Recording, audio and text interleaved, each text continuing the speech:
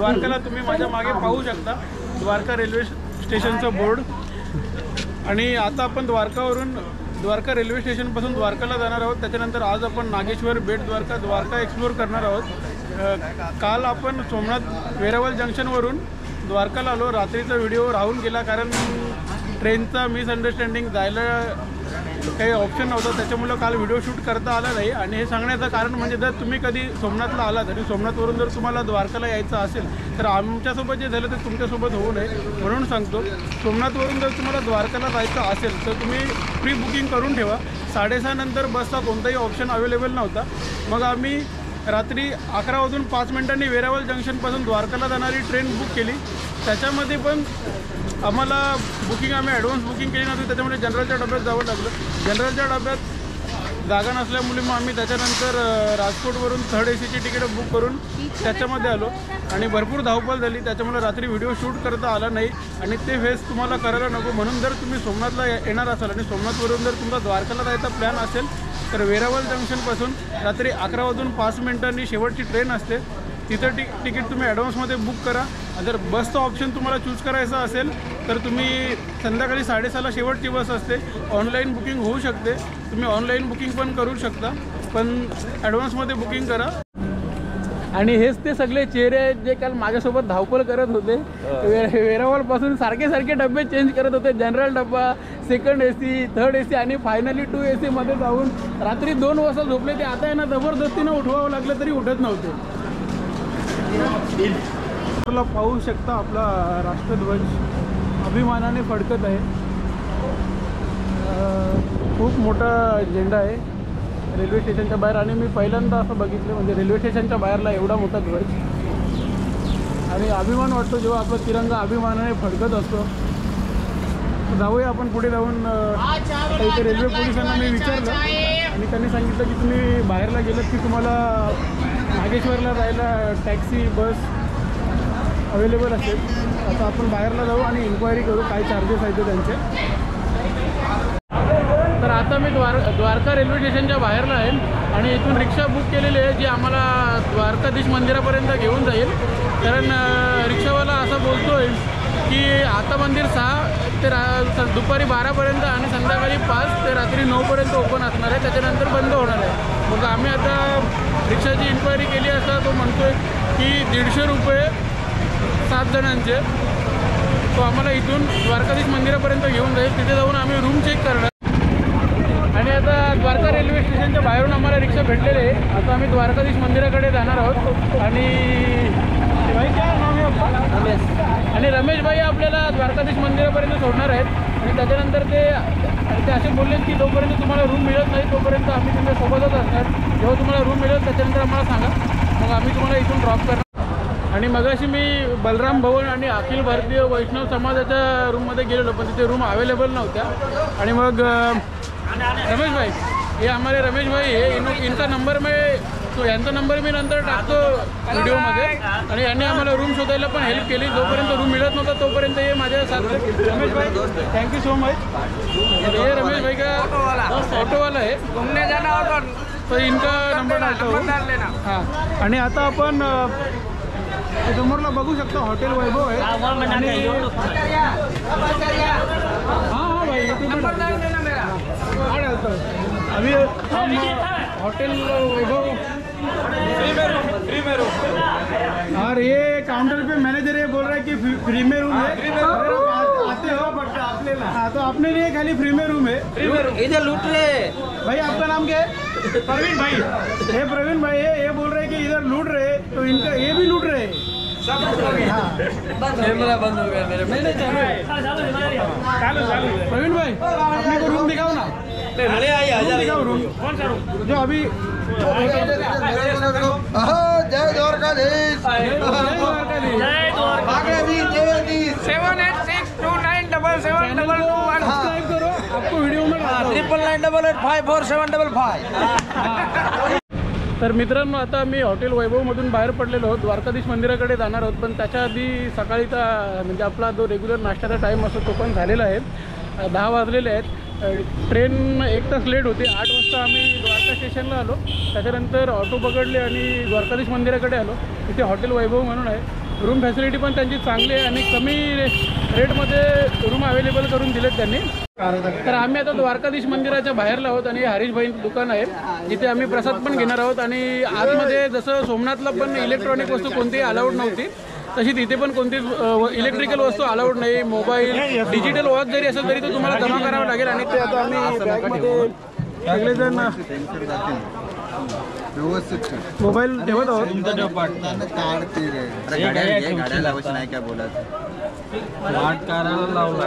आणि हा भोग आहे देवाला चढवायचा. हा 100 रुपयाला आहे, हा 200 रुपयाला आहे. आणि हा मंदिरामध्ये घेऊन गेल्यानंतर देवाच्या पायाशी ठेवून तुम्हाला परत दिला जातो. म्हणजे प्रसाद रूपी तो तुम्ही घरी पण घेऊन जाऊ शकता. आणि फायनली मंदिराचं दर्शन झालेलं आहे. तुम्ही पाहू शकता हे बघा, हे समोरला जे हे द्वारकाधीश मंदिर आहे. पण आतमध्ये मोबाईल आणि इलेक्ट्रिक वस्तू अलाउड नसल्यामुळे आतमध्ये मोबाईल घेऊन जाता आलं नाही आणि त्याच्यामुळे मी तुम्हाला आतमधला व्ह्यू दाखवू शकत नाही. पण मंदिर खूप छान आहे आणि आतमध्ये श्रीकृष्णाची मूर्ती आहे. आणि त्याच्या बाजूलाच बरोबर आदि शंकराचार्यांचा मठ आहे. आणि त्याच्यानंतर तुम्ही जर मागच्या साईडला गेलात तर गोमती नदी आहे आणि गोमती नदीवर बांधलेला सुदामा पूल आहे. रात्रीच्या बघायला दृश्य खूप सुंदर आहे.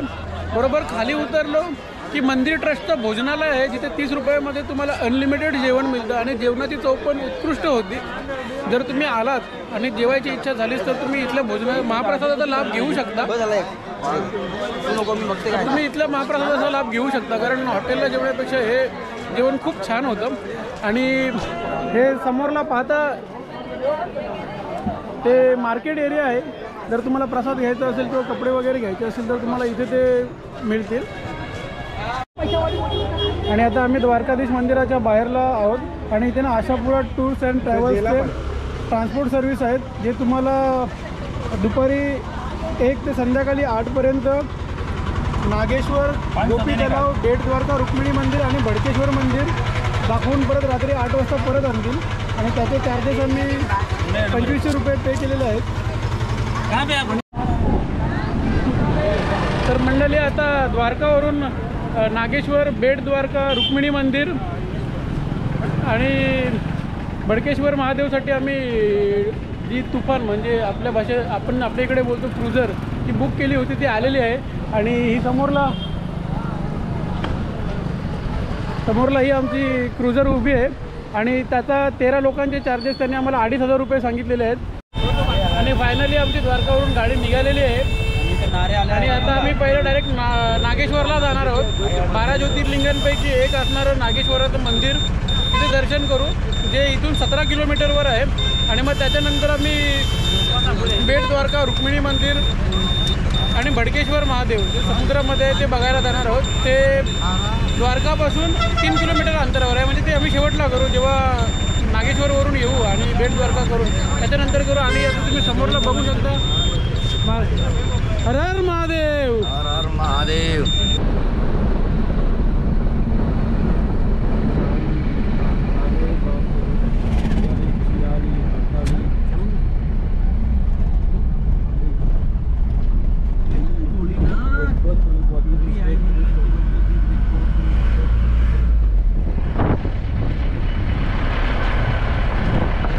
आणि तुम्ही समोरला पाहू शकता भोलेनाथाची सुंदर अशी मूर्ती इथे बनवलेली आहे. आणि समोरलाच हे नागेश्वराचं मंदिर सुद्धा आहे.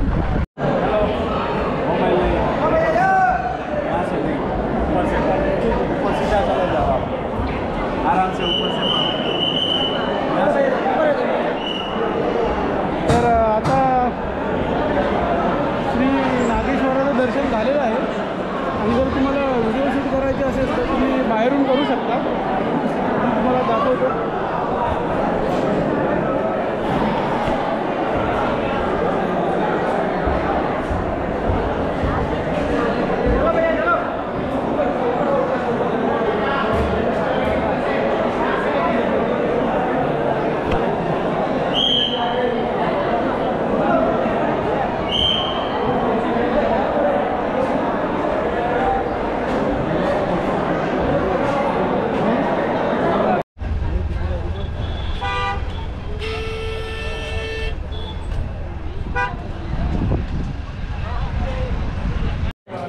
तर आता आपण गोपी तलाव इथे आलेलो आहोत. हे नागेश्वरपासून 5 किलोमीटरच्या अंतरावर आहे. सलास्थल या गावात गोपी तलाव आहे. आणि आता आपण पहिले रुक्मिणी मातेचं मंदिर बघूया. आणि इथे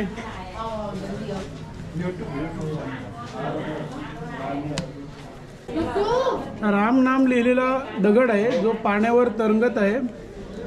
हे कहाँ से लाए? राम सेतु से लाए गए हैं. हमारे यहाँ महाराज थे, वो लेके आए हैं. आइएगा आप फिर भी यहाँ देखो पत्थर.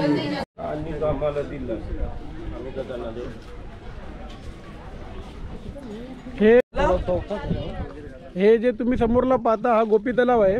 आणि याला गोपी तलाव बोलतात कारण इथे गोपिका स्नान करण्यासाठी यायच्या तेव्हाच्या काळी. आणि या तलावाबद्दलची कथा अशी की गोपिकांनी श्रीकृष्णासोबत शेवटची रासलीला इथेच केली होती. आणि त्याच्यानंतर त्या ह्याच जागेवर धरणीत गेल्या. आणि त्याबद्दलची त्यामागची अशी समज आहे की त्या धरणीत गेल्यामुळे ह्या तलावातली जी माती आहे ती पिवळ्या कलरची असते.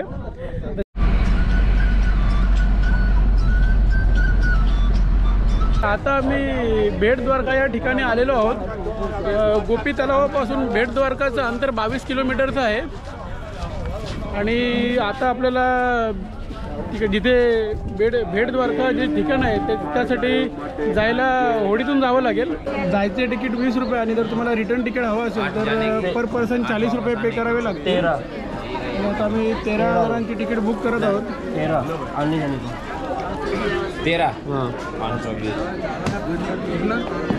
उरण नवी मुंबई.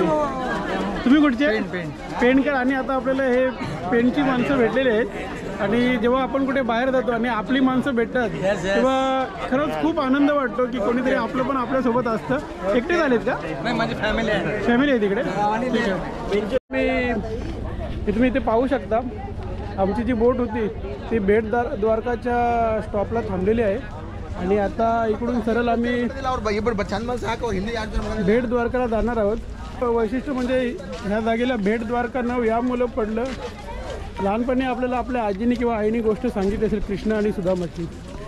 तर प्रभू श्रीकृष्णांचे परम मित्र सुदामा हे श्रीकृष्णांना भेटायला आले होते.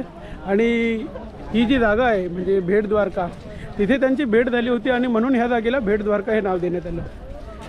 आणि इथे जे मंदिर आहे इथे श्रीकृष्ण आणि सुदामा या दोघांनाही पूजलं जातं. आणि तिथे तांदूळ चढवले जातात. म्हणजे आपण आपल्या दहीहंडीला जो पोह्यांचा प्रसाद वाटतो तर इकडे तांदूळ चढवले जातात. आणि त्यामागची गोष्ट अशी आहे की सुदामा जेव्हा प्रभू श्रीकृष्णांना भेटायला आले होते तेव्हा त्यांना पोहे आणले होते. आणि ते द्यायला लाजत होते कारण एवढा मोठा श्रीमंत माझा मित्र आणि त्याला मी आणले तर काय पोहे. पण शेवटी देवाला त्याचं ज्ञान होतंच की सुदामाने काहीतरी आपल्याला आणलेलं आहे आणि ते तो देण्यासाठी लाजत आहे. मग प्रभू श्रीकृष्णाने सुदामाला विचारलं की तू एवढा का संकोच करतो, जे तू आणलं ते तू मला दे. आणि मग त्याने कसं बसं लाजत ते श्रीकृष्णांना दिलं. आणि ते मित्राने आणलेली भेट म्हणून ते प्रभू श्रीकृष्णांनी मोठ्या आवडीने खाल्लं. आणि त्याच्यानंतर म्हणून मग ती प्रथा पडली की इथे ते तांदूळ चढवतात. तर आता आपण जाऊया भेट द्वारका बघायला.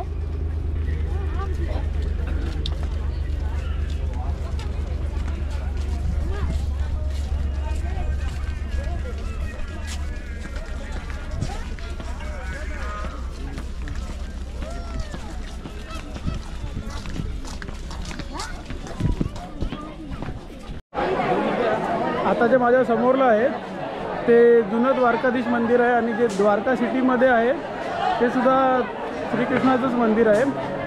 असं सांगितलं जातं की हे जे मंदिर आहे तिथे श्रीकृष्ण राहायचे आणि जे द्वारका सिटीमधलं मंदिर आहे तिथून ते राज्य चालवायचे. आणि आता मी ओखा जेटीवर आलेलो आहे.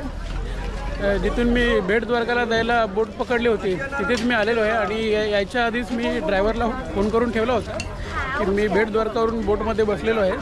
तर त्यांनी सांगितलं की तुम्ही स्टॉपला उतरल्यावर मला फोन करा, मी लगेच तुम्हाला घ्यायला येईन. तर आता मी ड्रायव्हरला कॉल करून त्याला बोलवलं आहे तर आता आमची गाडी येणार आहे. सो आम्ही आता इथून जाणार आहोत रुक्मिणी मंदिर, जे द्वारका सिटीमध्ये आहे.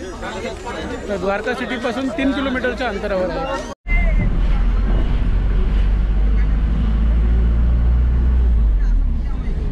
तर आता आपण द्वारका सिटीमध्ये एंटर झालेलो आहोत आणि हा भद्रकाली चौराहा असं ह्या नाक्याला बोललं जातं. त्याच्याबरोबर डाव्या साईडला हॉटेल वैभव आहे. तर मित्रांनो, सर्व खरेदी करून आम्ही 9:15 आमचं आता रूम सोडला होता आणि 10 मिनिटांनी आम्ही द्वारका रेल्वे स्टेशनला आलेलो आहोत. इथे तुम्ही पाहू शकता समोरच द्वारका रेल्वे स्टेशन आहे. हॉटेल वैभव जे आम्ही बुक केलं होतं तिथून 10 मिनिटांनी आम्ही